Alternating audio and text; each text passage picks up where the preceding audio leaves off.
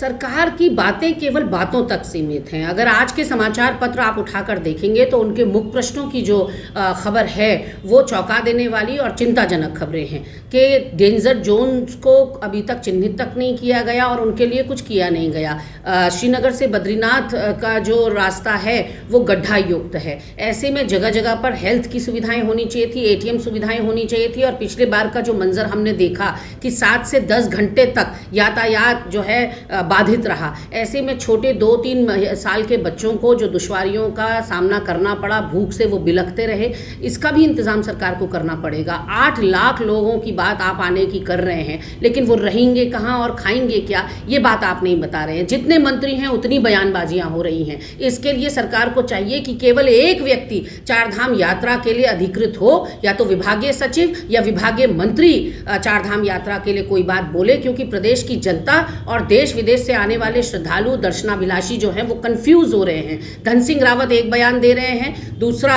गणेश जोशी बयान दे रहे हैं और तीसरा बयान सतपाल महाराज दे रहे हैं। तो ऐसे में कहीं ना कहीं कोई कह रहा है आरटीपीसीआर जांच की रिपोर्ट अनिवार्य होगी, कोई कह रहा है कि सीमित संख्या में लोगों को आने दिया जाएगा, कोई कह रहा है कि ये ओपन फॉर ऑल होगा, कोई कह रहा है कि सत्यापन होगा आने वाले लोगों का। इसलिए जितने मुंह उतनी बातें निकल कर ना आए। चारधाम यात्रा हमारी रीढ़ है, इस पर हमारा रेवेन्यू निर्भर करता है, 13 से 15 लाख लोगों का रोजगार निर्भर करता है। इसलिए इसको हल्के में लेने की जरूरत कतई नहीं है। एक व्यक्ति अधिकृत करिए जो कि ऑफिशियल बयान जारी किया करे।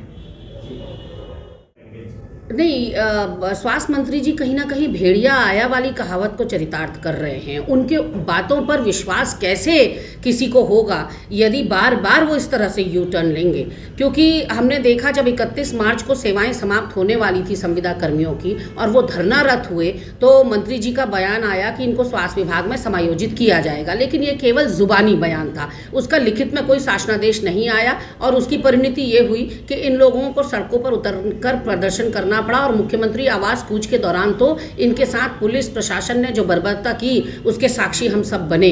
कईयों के कंधे टूट गए, कईयों का हाथ मरोड़ दिया गया, गर्भवती महिलाओं को लात घूंसों से पीटा गया। ऐसे में अब मंत्री जी का फिर से बयान आया है कि कैबिनेट बैठक में प्रस्ताव रखा जाएगा इनको समायोजन का, जो कि मैंने समाचार पत्रों से पढ़ा। मंत्री महोदय से सिर्फ मैं इतना कहना चाहती हूँ कि यदि आप चाहते हैं कि आपकी क्रेडिबिलिटी बनी रहे, आपके बयानों की विश्वसनीयता बनी रहे, तो फिर आपको अपने बयानों पर टिके रहना हो। लगता कि केवल अल्टीमेटम देने से काम चलेगा। इसको खुद मंत्री जी को, विभागीय मंत्री जी को स्वयं देखना पड़ेगा, इसमें इंटरवीन करना पड़ेगा और इसमें रुचि लेनी पड़ेगी। क्योंकि केवल आप आदेश दे दें और उसके बाद उसका फॉलो अप ना करें तो कोई भी चीज़ क्रियान्वित नहीं होती, ग्राउंड पर धरातल पर मूर्त रूप नहीं लेती। ऐसे में अगर सच में मंत्री महोदय की मंशा है अस्पतालों को ठीक करने की, उसकी व्यवस्थाओं को सुदृढ़ करने की, तो मंत्री महोदय को अपनी सारी प्राथमिकताओं को छोड़कर स्वास्थ्य व्यवस्था को ही अपनी प्राथमिकता बनाना होगा।